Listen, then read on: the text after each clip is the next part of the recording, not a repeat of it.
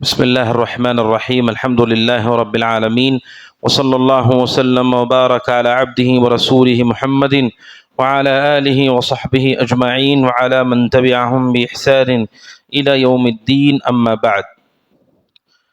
سورۃ المنافقون کی پہلی آیت ہے۔ اللہ سبحانہ وتعالیٰ کہتا ہے سورۃ منافقون اذا جاءک المنافقون قالوا نشہد انک لرسول اللہ، جب منافقین آپ کے پاس آتے ہیں اللہ کے نبی تو وہ یہ کہتے ہیں قالوا نشہد، ہم گواہی دیتے ہیں انک لرسول اللہ، کہ بے شک آپ اللہ تبارک و تعالیٰ کے رسول ہیں، واللہ یعلم، اللہ تعالیٰ یہ جانتا ہے، انک لرسولہ، کہ آپ اللہ کے رسول ہیں، واللہ یشہد ان المنافقین لکاذبون، اور اللہ تبارک و تعالیٰ ایک گواہی دیتا ہے کہ بے شک منافقین یہ جھوٹ بول رہے، یقیناً یہ جھوٹ کہہ رہے ہیں۔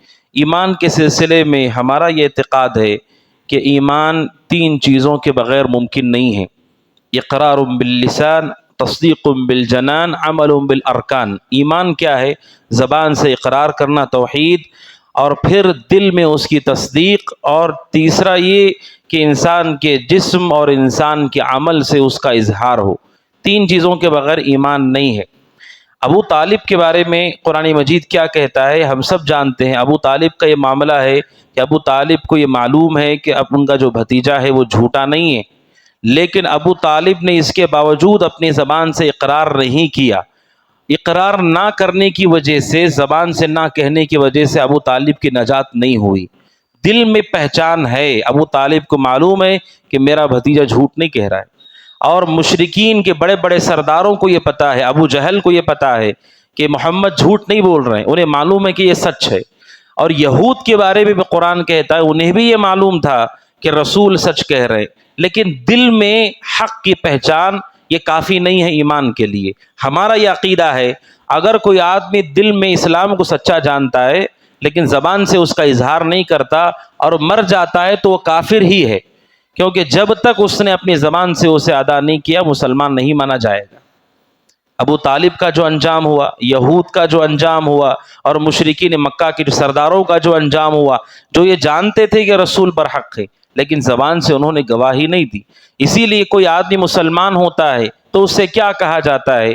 اس سے کہا جاتا ہے کہ تم گواہی دو کہ اللہ کے علاوہ کوئی سچا معبود نہیں اور محمد اللہ کے رسول ہیں۔ اب سوال یہ ہے کہ جب وہ آدمی آیا ہے اسلام لانے کے لیے، اس کا مطلب یہ ہے کہ دل میں پہلے سے وہ مانتا ہے کہ اللہ تعالیٰ ایک ہے، اسی لیے وہ مسجد میں آیا ہے یا کسی عالم سے اس کی ملاقات ہو رہی، وہ پہلے سے مان رہا ہے، اسی لیے وہ مسلمانوں کے پاس آیا ہے۔ لیکن اس کے صرف ماننے سے وہ کافی نہیں ہوتا ہے، جب تک وہ زبان سے گواہی نہیں دیتا۔ یہ ایمان کی تعریف کا ایک حصہ ہے۔ اور دوسرا حصہ یہ ہے اگر کوئی آدمی زبان سے گواہی دے، پوری گواہی دے کہ اللہ کے علاوہ کوئی سچا معبود نہیں اور محمد اللہ کے رسول ہے، لیکن اگر دل میں وہ اسے سچا نہیں جانتا ہے تو وہ آدمی بھی کافر ہی ہے۔ کوئی آدمی ایسا ہے جو ہمارے ساتھ رہے، نماز بھی پڑھے، روزہ بھی رکھے، زکوٰۃ بھی دے، اور وقتاً فوقتاً لا الہ الا اللہ کا ذکر بھی کہے، اگر دل میں اس کے یقین نہیں ہے، یہ ایمان نہیں کہ اللہ تبارک و تعالیٰ ہی سچا معبود ہے، تو زبان سے کہنے کا کوئی فائدہ نہیں ہے۔ اور اس کی مثال منافقین ہے۔ اللہ تعالیٰ کیا کہتا ہے کہ جب منافق آپ کے پاس آتے ہیں تو یہ کہتے ہیں ہم گواہی دیتے ہیں۔ کیسے گواہی دیتے ہیں؟ انک لرسول اللہ، کہ بے شک آپ ہی اللہ کے رسول ہیں۔ یعنی صاف صاف لفظوں میں وہ ہدایت اور توحید اور رسالت کی گواہی دیتے ہیں، لیکن اللہ نے اسے قبول نہیں کیا۔ اللہ کہتا ہے اللہ کو یہ معلوم ہے کہ آپ رسول ہیں اس کے، اور اللہ یہ گواہی دیتا ہے کہ منافقین جھوٹ بول رہے ہیں۔ زبان سے تو وہ کہہ رہے لیکن ان کے دل میں یہ بات نہیں ہے۔ لہٰذا ایمان کی تعریف کا دوسرا حصہ یہ ہے جو آپ زبان سے کہتے ہیں وہی آپ کے دل میں بھی ہونا چاہیے، اس کے بغیر اللہ تبارک و تعالیٰ کسی کا ایمان قبول نہیں کرتا ہے۔ یہ دوسرا حصہ ہے۔ اور تیسرا یہ ہے عمل بالارکان، کہ جس توحید اور ہدایت کی آپ نے گواہی دی ہے، دل سے تصدیق کی ہے، عمل سے اس کا اظہار ہو۔ اگر کوئی آدمی عمل میں اس کی مخالفت کر دے تو اقرار اور اعتراف کا کوئی فائدہ نہیں۔ اگر کوئی آدمی مسلمان ہے، اسے معلوم ہے کہ دین حق ہے اور زبان سے گواہی بھی دیتا ہے، لیکن مشرکوں کو راضی کرنے کے لیے شرک بھی کرتا ہے، ان کے ساتھ شریک بھی ہو جاتا ہے اور یہ کہتا ہے کہ میں نے تو زبان سے گواہی دی اور میں اللہ ہی کو اکیلا مانتا ہوں. اور ایسے دسیوں مثالیں ہیں ہمارے اس ملک کے اندر کہ لوگ رواداری کے نام پر کفار کے ساتھ چلے جاتے ہیں، ان کے عیدوں میں شریک ہوتے ہیں، انہیں مبارکبادیاں دیتے ہیں اور یہ کہتے ہیں کہ ہم نے زبان سے اقرار کیا ہے اور اللہ کے سوا ہمارے دل میں کسی پر ایمان نہیں ہے. لیکن اسلام یہ کہتا ہے یہ کافی نہیں ہے. صرف زبان سے اقرار ہو اور دل میں یقین ہو تو کافی نہیں ہے، زندگی میں بھی وہ چیز ہو. اگر زندگی میں عملی طور پر توحید نہیں ہے اس کا بھی کوئی فائدہ نہیں. مثال کے طور پر اگر کوئی آدمی ہے جو توحید کی گواہی دے، 5 وقتہ نماز پڑھتا ہے اور رات کے کسی حصے میں جا کر غیر اللہ کو سجدہ کرے اور یہ کہے کہ میں نے زبان سے گواہی دی ہے اور میرے دل میں اللہ کے سوا کسی پر ایمان نہیں ہے، ہم کہیں گے کہ وہ توحید قابل قبول نہیں ہے. اس اسلام کو اللہ قبول نہیں کرتا، کیونکہ ایمان 3 چیزوں کا نام ہے.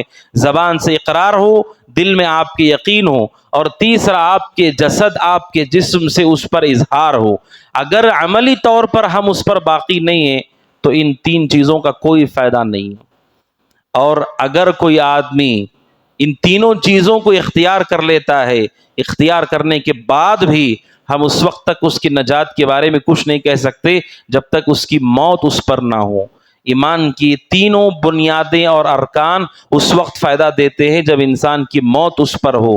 اگر کوئی آدمی توحید پر تھا، توحید کی گواہی دیتا تھا، اللہ کو ایک مانتا تھا، لیکن موت سے پہلے اس کے اندر تبدیلی آ گئی، اس نے توحید کو چھوڑ دیا، تو پھر اللہ تبارک و تعالیٰ اسے قبول نہیں کرتا ہے، کیونکہ عمل کے اختتام کا اعتبار ہے. اسی لیے کئی ایسے لوگ ہیں جنہوں نے وفات سے پہلے اسلام کو چھوڑ دیا، ایمان کو ٹھکرا دیا، انکار کر دیا، اور اللہ تبارک و تعالیٰ کہتا ہے فَيَمُتْ وَهُوَ كَافِرٌ، کہ اگر کوئی آدمی موت کے وقت، جب موت کا فرشتہ اس کے پاس آتا ہے، اگر اس وقت اس کے پاس ایمان نہیں ہے تو پھر پوری زندگی کے ایمان کا کوئی فائدہ نہیں.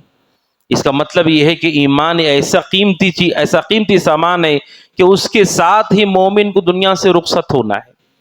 اور اگر کوئی آدمی ان تینوں بنیادوں کو مضبوط کرتا ہے، عمل کا موقع نہ بھی ہو، وہ اس کی مغفرت کے لیے کافی ہے.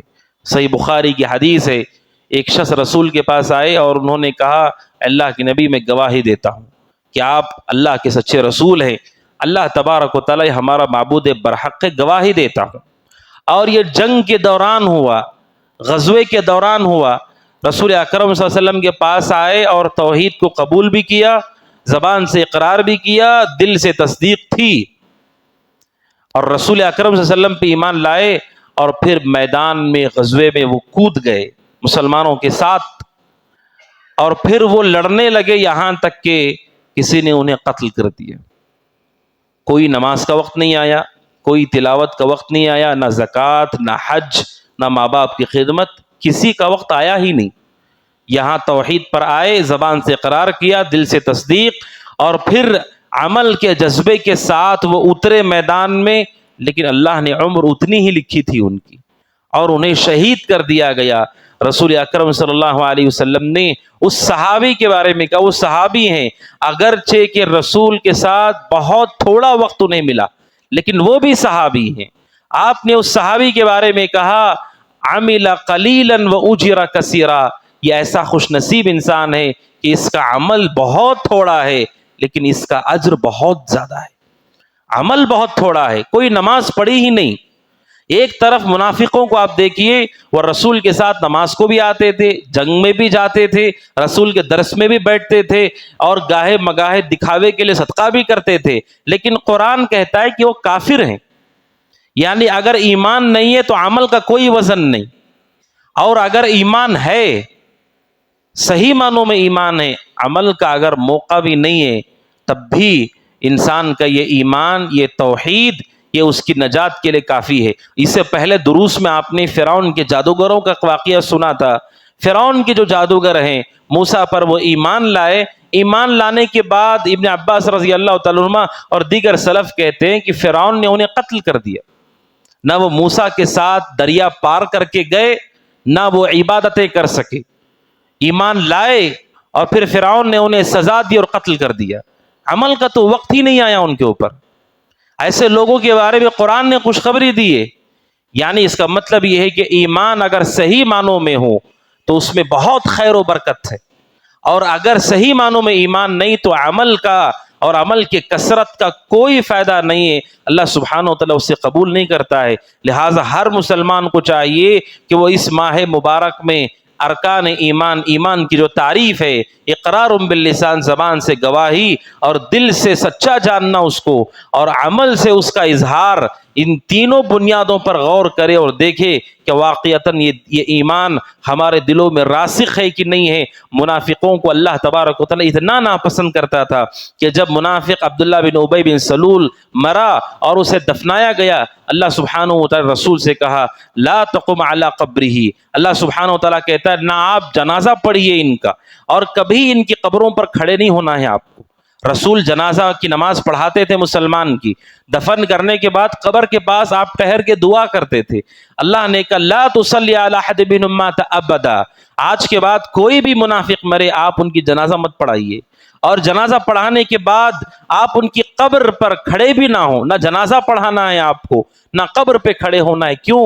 رسول جنازہ پڑھائیں گے تو اللہ معاف کر دے گا، اور ان کو اللہ تعالیٰ ہرگز معاف نہیں کرے گا. اس لیے رسول کو پہلے روک دیا گیا، آپ کو جنازہ نہیں پڑھانا ہے. آپ سوچ کے دیکھیے، منافقین جو زبان سے کلمے کا اقرار اور یہ کہتے تھے انک لرسول اللہ، بے شک آپ رسول اللہ کے، اتنا بولنے والوں کے بارے میں اللہ کہتا ہے ان کی جنازہ نہیں پڑھنا، کیونکہ صرف زبان پہ ہے، یہ ان کے دل میں ایمان نہیں ہے. اگر دل میں نہیں ہے تو اس زبان کا، اس عمل کا کوئی فائدہ نہیں ہے. اسی لیے رسول اکرم صلی اللہ علیہ وسلم نے کہا الا ان فی الجسد مضغہ اذا صلح صلح الجسد کلہ. آپ نے کہا انسان کے جسم میں ایک حصہ ایسا ہے، وہ صحیح ہوگا تو عمل صحیح ہوگا، اگر وہ صحیح نہیں ہے تو انسان کا عمل بھی صحیح نہیں ہے. وہ دل ہے، دل اصل مرکز ہے. انسان دل کے تابع ہوتا ہے، جو دل میں ہوتا ہے اسی کے پیچھے وہ چلتا ہے. اگر دل میں سچے معنوں میں ایمان ہے تو پھر اس کے زبان سے اقرار اور اس کے عمل کو قبول کیا جائے گا. اگر دل میں ایمان نہیں، شک ہے، تو پھر اللہ تبارک و تعالیٰ اسے قبول نہیں کرے گا. ہماری ذمہ داری یہ ہے اپنے ایمان کی حفاظت کریں، اور ایمان کی حفاظت کا ایک بہت اہم بنیادی ضابطہ یہ ہے ایسے لوگ جو منحرف ہیں، ملحد ہیں، جو اسلام کو نہیں مانتے، اسلام پہ اعتراضات کرتے ہیں، اسلام پر الزامات لگاتے ہیں، شک و شبہات پھیلاتے ہیں، انہیں سننا حرام ہے. ایسے کسی بھی انسان کو کبھی مت سنیے، کیونکہ شبہہ اتنا خطرناک ہوتا ہے. اگر کوئی ڈاؤٹ دل میں بیٹھ گیا، ہو سکتا ہے موت تک آپ کے دل سے کبھی نہ نکلے. اسی لیے سلف ایسے لوگوں کو ہرگز نہیں سنتے تھے. عبداللہ بن مبارک کے پاس ایک آدمی آیا جو کہ گمراہ تھا، اور اس نے کہا میں آپ پر قرآن پڑھنا چاہتا ہوں. امام عبداللہ بن مبارک نے کہا میں نہیں سننا چاہتا، کسی اور کے پاس جاؤ. کہا کیوں؟ اگر قرآن سناتے سناتے کوئی بات ایسی بول دے گا کہ دل کے اندر وہ شبہ بیٹھ جائے گا، کہیں ایسا نہ ہو کہ موت تک وہ دل میں بات رہ جائے. کبھی ایسا ہوتا ہے کہ دلیل کا اتنا اثر نہیں ہوتا ہے جتنا اثر شبہے کا ہوتا ہے. کوئی آدمی جذبے میں کوئی بات کہہ دیتا ہے، اس بات کا اثر انسان کا دل زیادہ قبول کر لیتا ہے، اور اس کا جو جواب ہے اس کا اسے دل قبول نہیں کرتا ہے. اسی لیے حدیث یہ کہتی ہے انسان گمراہ سے دور رہے، ایسے لوگوں کو نہ سنے. سوشل میڈیا پہ آج بہت سارے ایسے لوگ ہیں جو رسول کے بارے میں، قرآن کے بارے میں، صحابہ کے بارے میں ایسے بہت ساری گمراہ کن باتیں کہتے ہیں. اگر ہم نے انہیں سنا، کہیں ایسا نہ ہو کہ وہ شبہ ہمارے ایمان کو برباد کر دے. اگر کوئی آدمی سنتا ہے اس کو اور اس کے دل میں شک پیدا ہو جائے آخرت کے دن کے بارے میں، رسول کے برحق ہونے کے بارے میں، صحابہ کے بارے میں، تو سوچ سمجھ لیجئے اگر دل میں ایمان نہیں ہے، زبان سے کہنے کا کوئی فائدہ نہیں ہوگا. اور جتنا آپ عمل کیجئے رمضان پہ رمضان آپ کو ملے، شب قدر ملے، کوئی فائدہ نہیں ہے اگر دل میں ایمان پاک و صاف صحیح سلامتی کے ساتھ نہ ہو. اس لیے کہ ایسے لوگوں کو ہم نے دیکھا ہے جو بہت زیادہ ایسے لوگوں کو سنتے رہے، یہاں تک کہ ایک ایسا مرحلہ آیا کہ وہ دین سے پوری طرح بیزار ہو گئے اور دین سے دور ہو گئے، اور دین کے بارے میں ان کے دلوں میں شک پیدا ہو گیا. ایسی دسیوں مثالیں ہیں. لہٰذا اپنے ایمان کی حفاظت کیجئے کہ قرآن کہتا ہے وَلَا تَمُوتُنَّ إِلَّا وَأَنْتُمْ مُسْلِمُونَ، اس حال میں تمہاری موت ہو کہ تمہارے پاس اسلام باقی رہے۔ موت میں اگر اسلام نہیں ہے تو زندگی کے عمل کا کوئی فائدہ نہیں۔ اللہ سبحانہ و تعالیٰ سے دعا کہ اللہ تبارک و تعالیٰ حقیقی معنوں میں ہمارے دلوں میں ایمان کو پیدا فرمائے۔ اللہ سبحانہ و تعالیٰ ایمان کو ہمارے دلوں میں راسخ فرمائے، اور ہر وہ چیز جو ایمان کے راستے میں رکاوٹ ہے اللہ سبحانہ و تعالیٰ اس سے ہم سب کی حفاظت فرمائے۔ اللہ سبحانہ و تعالیٰ ہم سب کو شب قدر نصیب فرمائے، اور اللہ سبحانہ و تعالیٰ ان راتوں کے ذریعے سے ہم سب کو نفع پہنچائے عمل صالح کے ذریعے سے۔ اقول قولی ھذا واستغفر اللہ لی ولکم، ھذا وصلی اللہ وسلم علی نبینا محمد۔